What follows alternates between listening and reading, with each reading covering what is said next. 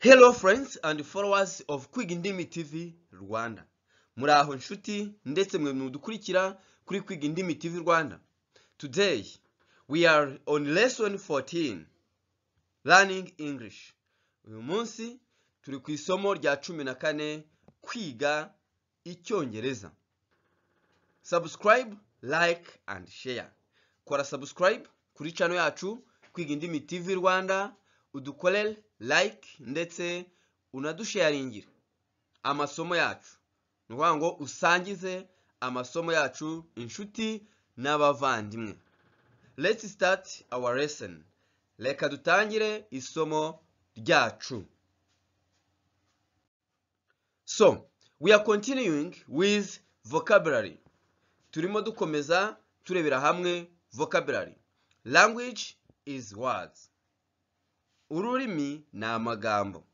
So we have to know many words in any language to be sure that we know that language. Bityo rero tugomba kumenya amagambo menshi y'ururimi kugira ngo twizere neza ko tuzi urwo rurimi. Let's start. Here we have the word ice. Ice. Urubura. This is what we call ice, urubura. And here we have the word balcony. Balcony, ibaraza. Balcony, ibaraza. Hahandi imbere y'inzu bubaka bagashyiraho akantu gasakaye abantu bazajya bicaramo baruhuka. Balcony, ibaraza. Here we have hot. Hot, shyushye. Gishyushye. Hot. Ashobora kuba ari umuntu uri hot ushyushye cyangwa se ari something that is hot ari ikintu gishyushye. Hot bivuga shyushye. Here we have cloud. Cloud, igicucu. Cloud.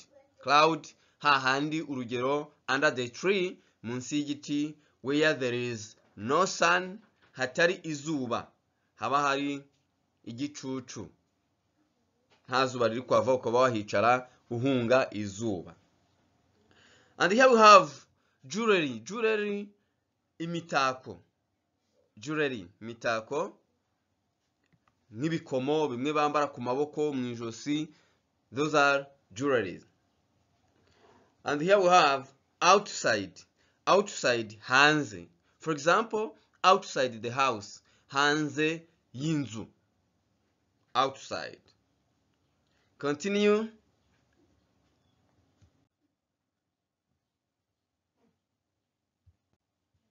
Here we have tree. Tree, igiti. Tree. And here we have rock. Rock, urutare. Urutare ni ibuye rikomeye rinini. Urutare. Rock. And here we have frog.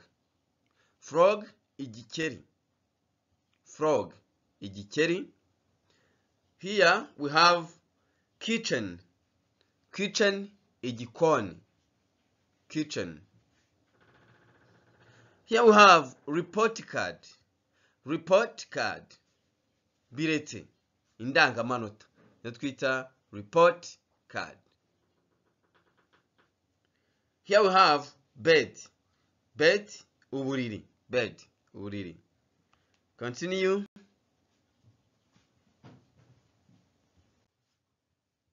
Here we have tent.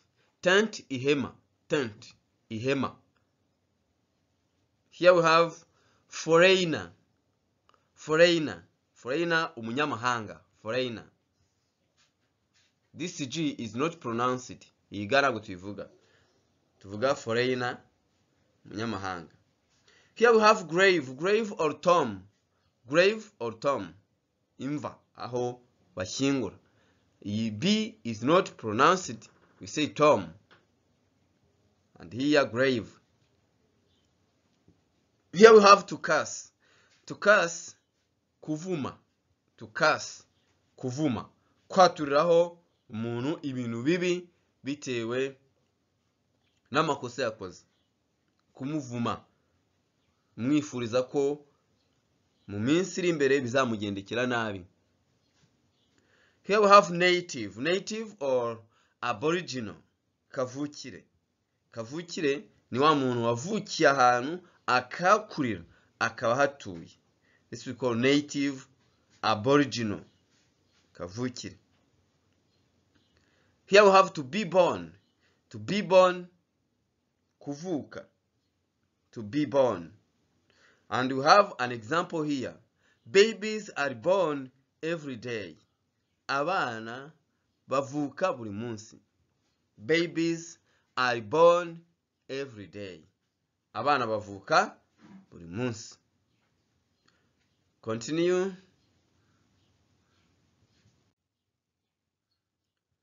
Here we have to contradict. To contradict, kuvuguruza. To contradict, kuvuguruza. Umuntu ashobora kuvuga ibintu ukabivuguruza. Yego? Cyangwa se nawe ukavuga ibintu ubwawe nyuma ukabivuguruza kubera ko wabonye ko wenda harimo amakosa cyabidakwiye. This is what we call to contradict. And here we have to fill. To fill ni ukuzuza. You can fill the cup, kuzuza igikombe. You can fill in the form, kuzuza ifishi runaka. To fill. And here we have to be full. To be full, kuzura. You can say that the cup is full. Igikombe kiruzuye. Kuzura. To be full. And here we have river. River or stream. River or stream bivuga umugezi. Uyu mugezi tubona utemba. River, stream. Here we have sweat. Sweat, icyuya cyangwa se icyunzwe. Sweat. And here we have to climb. This B is not pronounced. It is to climb. Kurira. To climb. Kurira ujya hejuru.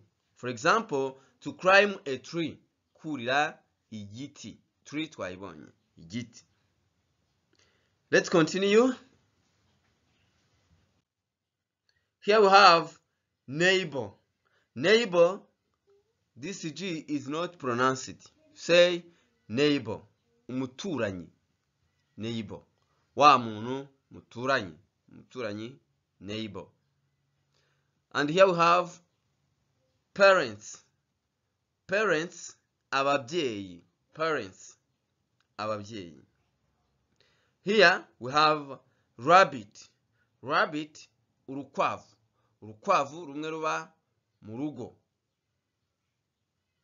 Uruba mu kinani ntabwo turwita rabbit, turwita hare. Here we have waterfall. Waterfall, urugomero cyangwa se ahagwa amazi. Hahandi batunganya amazi akazajya ahanuka agwamo hasi, byaba ngombwa bakakora iki n'urugomero rw'amashanyarazi bite n'imbaraga ayo mazi aba afite abashobora gukora amashanyarazi.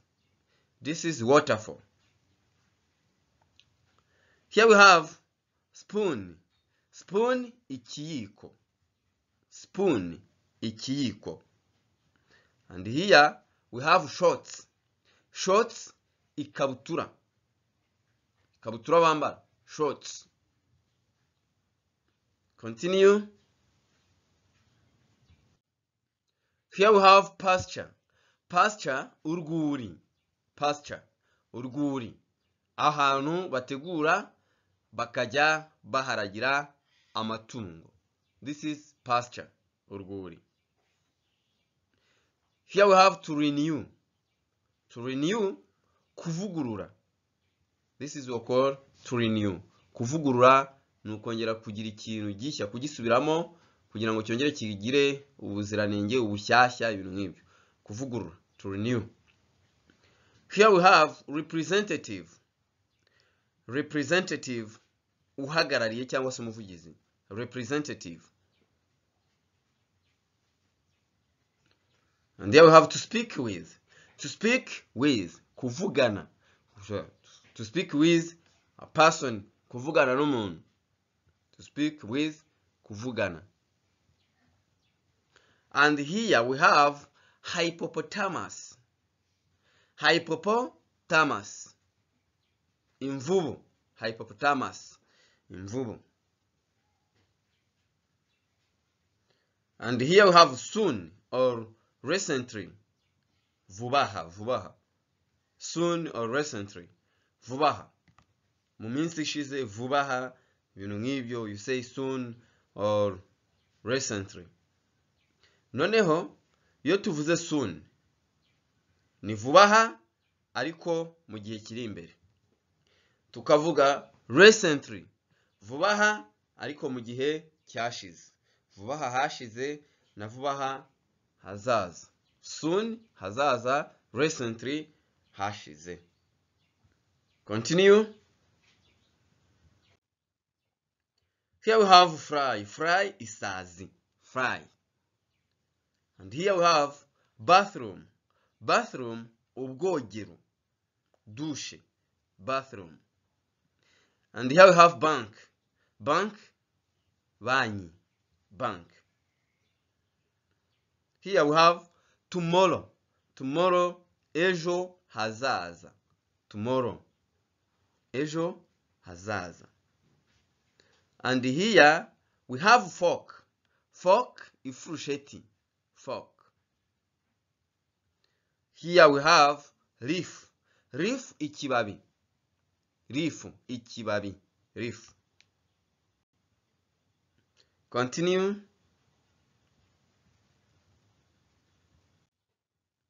Here we have sheets. Sheets, amashuka. Sheets, amashuka. And here we have eye. Eye, ijisho. We read eye. Ijisho. Here we have milk. Milk, amata. Milk. And we have oil. Oil, amavuta. Oil, amavuta.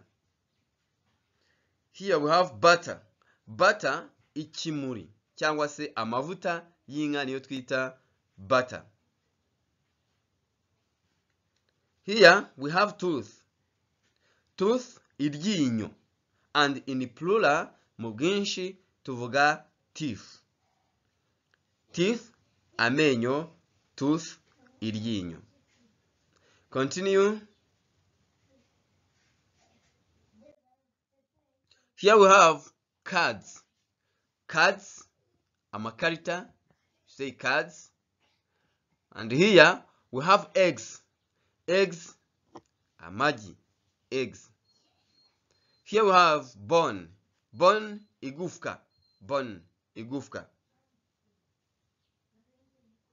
Here we have peace. Peace, amahoro. Peace. And here we have glasses. Glasses, amadarubindi cyangwa se ibirahuri. Byo twita glasses. Here we have flower. Flower, ururabo. Flower, ururabo. Flower. Here we have ashes. Ashes, evil. Ashes, evil. And here we have wine. Wine, divai. Wine. Here we have to stir or to mix. To stir or to mix. Kuvanga. To stir or to mix. Kimwe muri ibi ukoresha icyo ushatse. Bivuga kuvanga. Here we have except or excluding. Uretse. Ukuyemo. Cyangwa se usibye. Everyone in this class is intelligent except you. Umuntu ashobora kubwira ati everyone in this class is intelligent except you.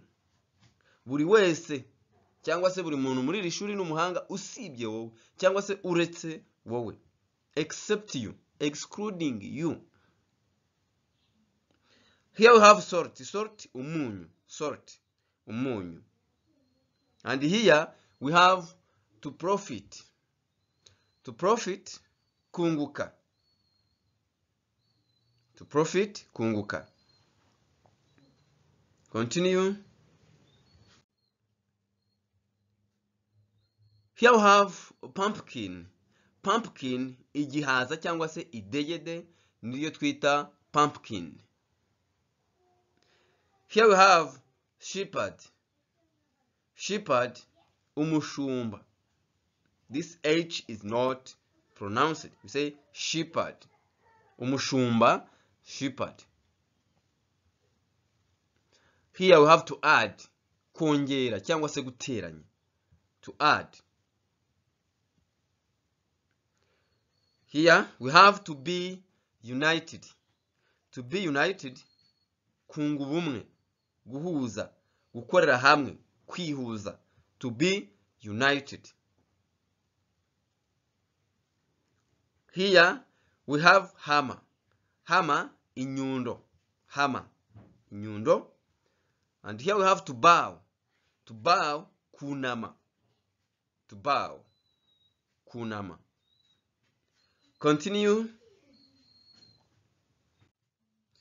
Here we have to join. To join, guhuza. Ushobora guhuza ibintu cyangwa se ugahuza abantu. Umwe ugatuma amenyana n'undi. That is to join. Hakaza to reconcile. Bivuga kunga. Kunga abantu. Abantu bagiranye ibibazo barashwana. What you do is to reconcile. Kubunga. To reconcile. Here we have dove or pigeon. Dove or pigeon. Inuma. Inuma niyo twita dove or pigeon. Ushobora gukoresha dove cyangwa ukoresha pigeon ushaka kuvuga inuma. And here we have to dry. To dry, kuma cyangwa se kumisha. We say to dry. Here we have breath. Breath, umwuka. Umwuka duhumeka, it is breath. And here we have to bathe. To bathe, kuhagira. We say to bathe, kuhagira. Let's continue.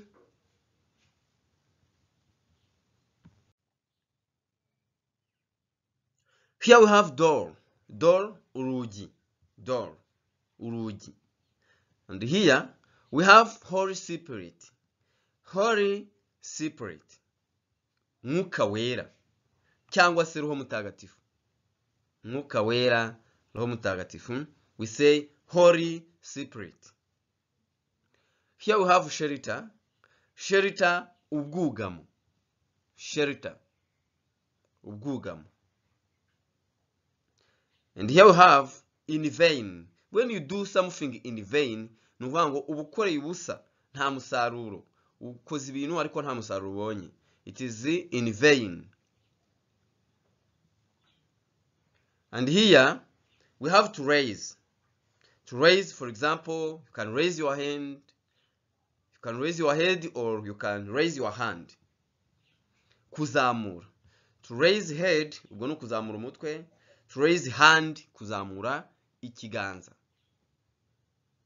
And here we have now. Now, which means ubu. Now, ubu. Let's continue.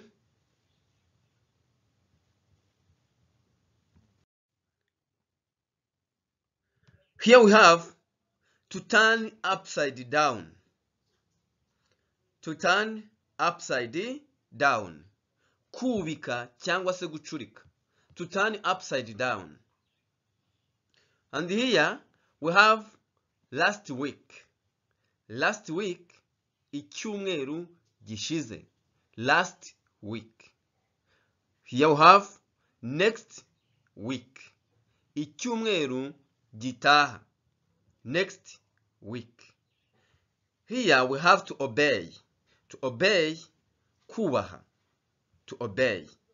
And here we have to hear. Kumva. Kumvisha amatwi. Umuntu akavuga ibintu ukumva. Nubwo utasobanukirwa ibyo ari byo ariko ukaba wumvishe, this is to hear. And here we have to be astonished. To be astonished. Kumirwa. Umuntu akavuga ibintu kumva urumiwe, uratangaye. Kumirwa, to be astonished. Thank you my dear followers. Murakoze nshuti munkurikira. Reka duhure mu isomo ritaha. Please, niba utarakora subscribe, this is the time. Iki ni cyo gihe. Subscribe, share and like to your friends the lessons from Kwiga Indimi TV Rwanda. Thank you.